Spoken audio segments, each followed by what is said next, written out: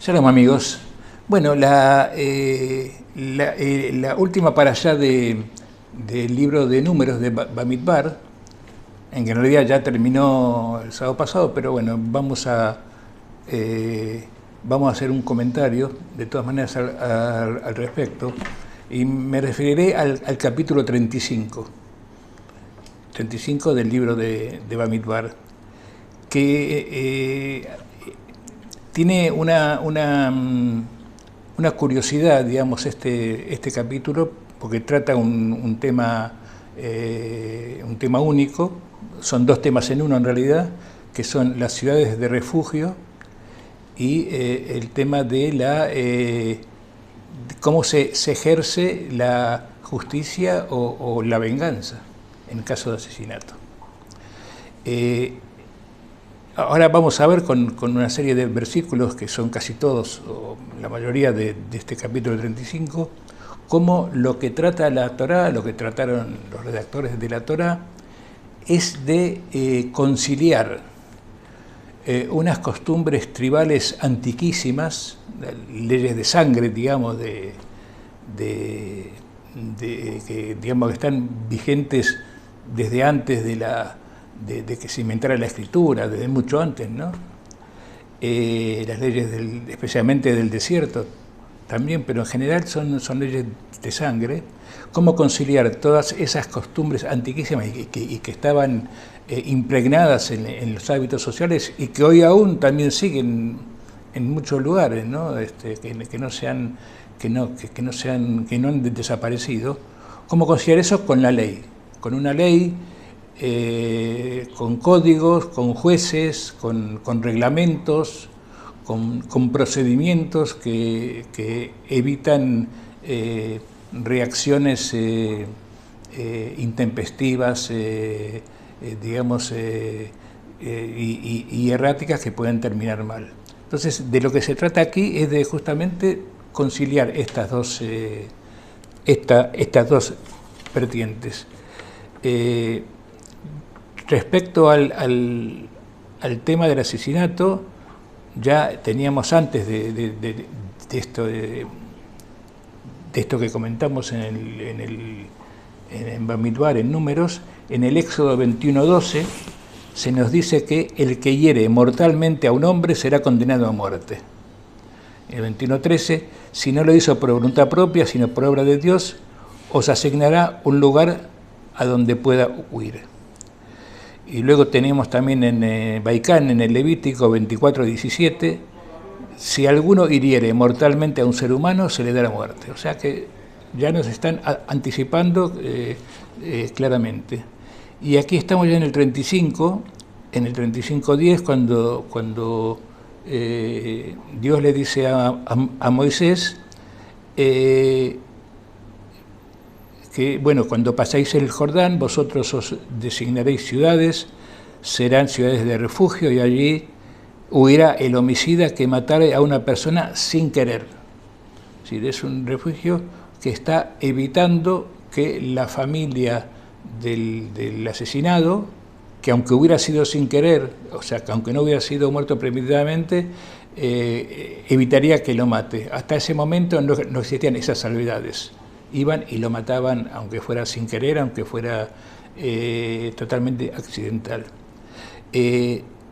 Entonces, bueno, continúan las instrucciones. Las ciudades serán 6, 3 ciudades en la Transjordania, y que era donde estaban las tribus en principio de Rubén, de Gad y la mitad de Menashe, y otras 3 ciudades en la tierra de Canaán, o sea, al occidente del río Jordán.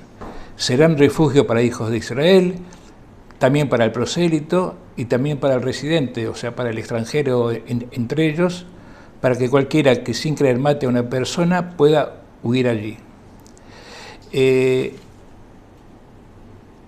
Esto representa, como decía antes, un freno a al derramamiento de sangre intempestivo, inmediato, visceral, sería la palabra.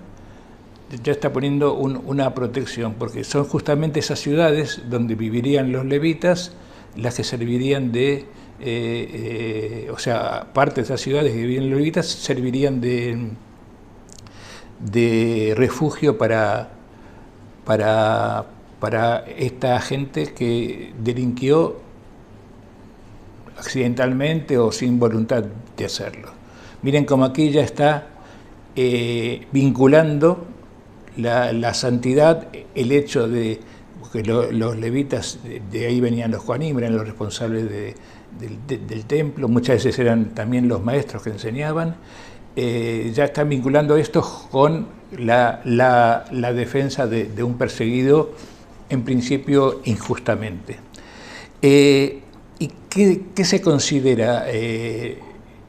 Claro, ¿cómo consideras cuál es una muerte voluntaria o una muerte involuntaria? Una muerte con deseo expreso, como se suele decir, con premeditación, o una muerte sin todo ello, ¿no? Una muerte accidental. Entonces, también en esto se nos ponen definiciones muy claras. En el 35:16 dice: si se golpea con un instrumento de hierro y muere, es un homicida, y el homicida será muerto.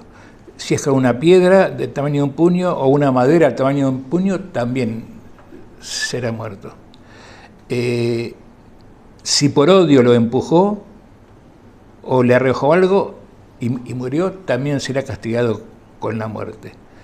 Si maliciosamente, eso queda a juicio del juez seguramente, lo hirió con la mano y lo mató, también será muerto. O sea que aquí se está juzgando en parte los instrumentos, como vieron, madera, piedra, pero también la voluntad. Si se llega a demostrar que es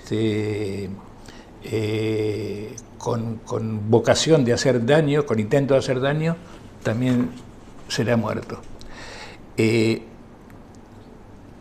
Pero si lo empujó, dice el versículo 22, pero si lo empujó accidentalmente, sin malicia, o le arrojó un objeto sin premeditación, o con cualquier piedra que sea mortal y sin ver a su víctima, claro, puede que esté caminando por la montaña en un sendero y con el carro provoca que una piedra caiga abajo y que mate a alguien. Entonces, en ese caso no sería claramente con premeditación.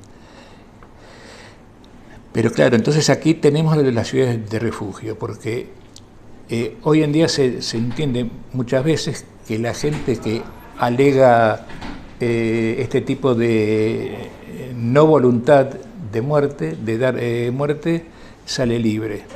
Si el juez o el jurado, cuando hay jurado, lo considera así.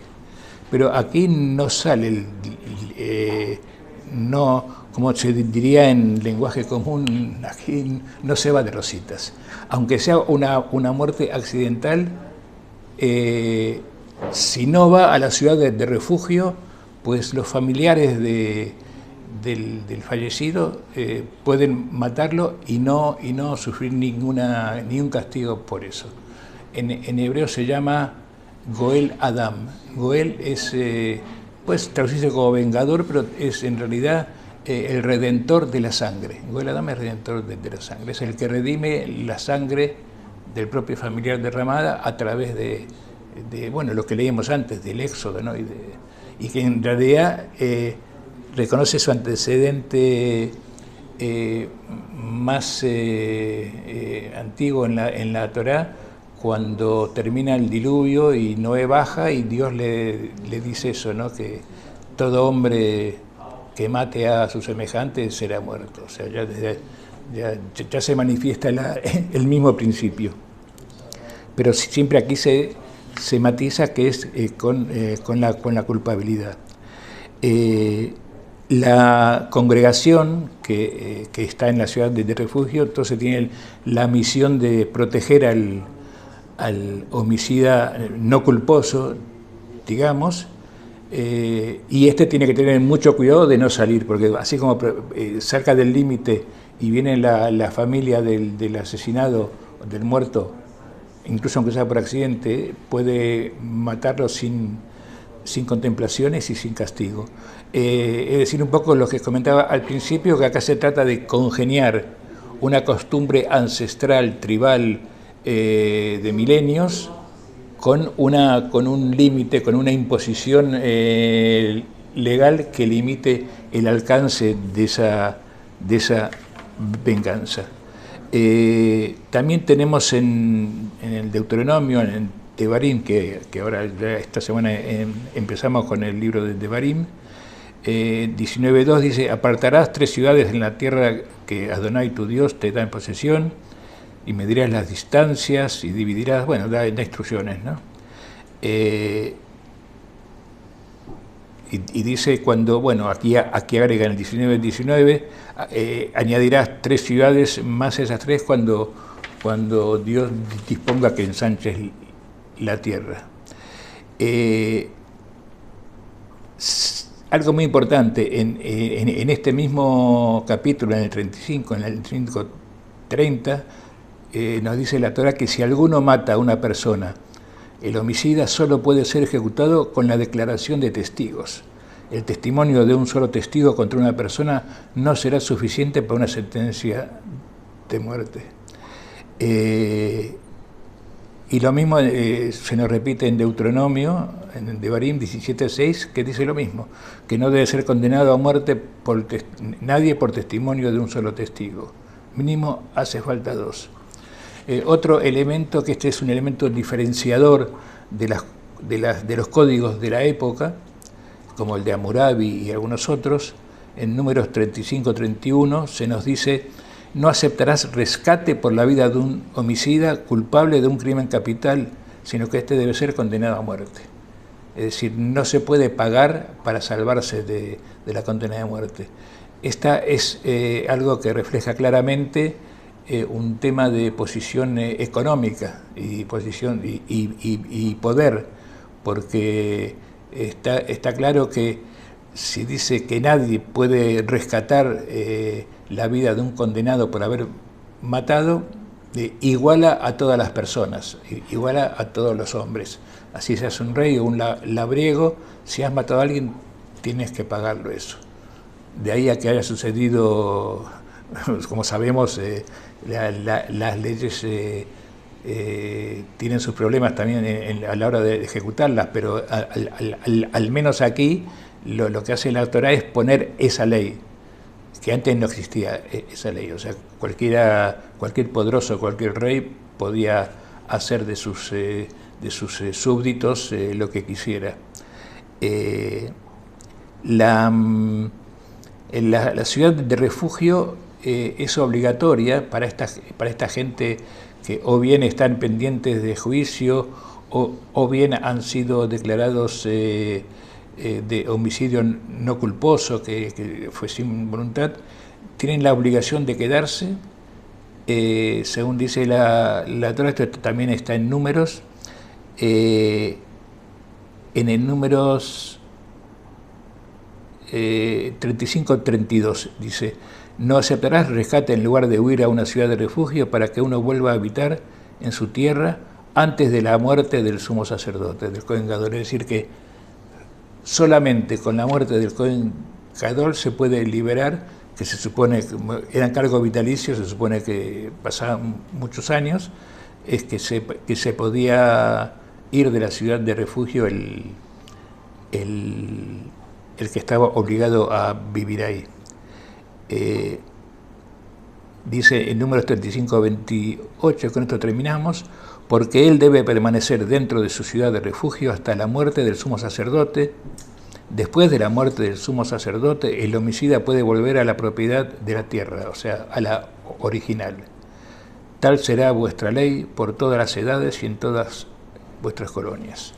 Obviamente la ley evolucionó con el paso de los siglos.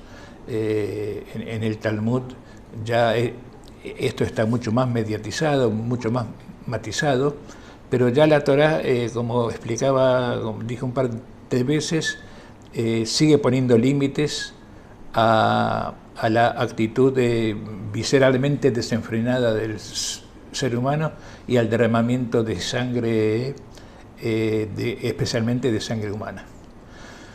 Bueno, siempre al final de cada libro se suele decir una frase que en hebreo es Hazak, Hazak Veleit Hazek. Así que los invito, si quieren, a decirlo en donde estén. Significa sé fuerte y nos fortaleceremos. Hazak, Hazak Veleit Hazek. Shalom, shalom y muchas gracias.